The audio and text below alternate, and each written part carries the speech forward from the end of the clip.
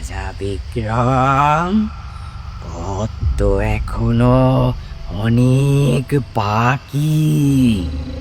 একটা গল্প শুনবে নাকি? বলো, শুনি। তবে শর্ত আছে। আমার প্রশ্নের ভুল উত্তর দিলে তোমার সর্বনাশ, আর ঠিক উত্তর দিলে আমি উড়ে পালাবো। রাজি? রাজি। তাহলে শোনো রাজা, বাংলা নামে এক রাজ্য ছিল। সেখানে মানুষ সব উৎসব একসাথে করত। যে যেমন খুশি পোশাক পরতো, গান গাইতো, মিলেমিশে থাকতো। আনন্দই ছিল তাদের শক্তি।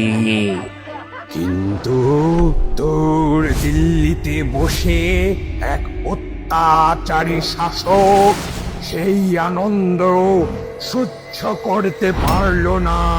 সে আর তার মন্ত্রীরা রটাতে শুরু করলো, বাংলার মানুষ দেশদ্রোহী, তাদের ভাষা বাইরের ভাষা, তাদের খাবার খেয়ে জাত চায়, তাদের গান গাইলে শাস্তি হবে। ভয়ে কাঁপতে লাগলো বাংলার সাধারণ মানুষ।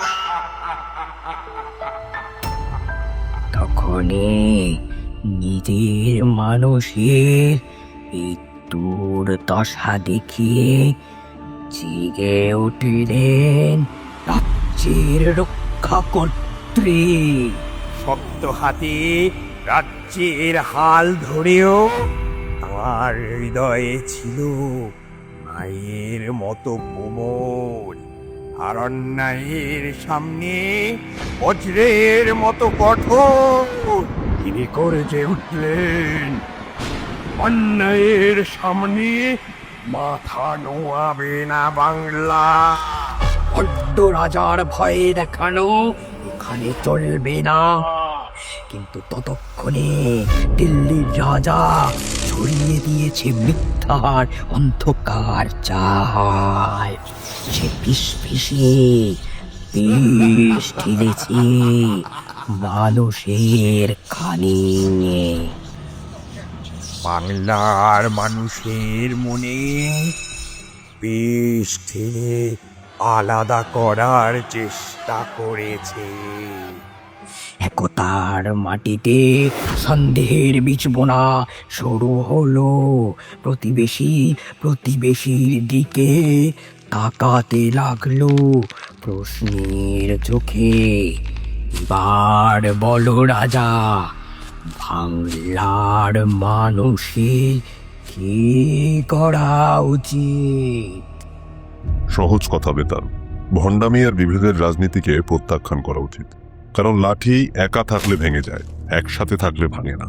তেমনি একবার বাংলা দখল করলে এই দিল্লির রাজা তো আগে তাদেরই মারবে, তাই না?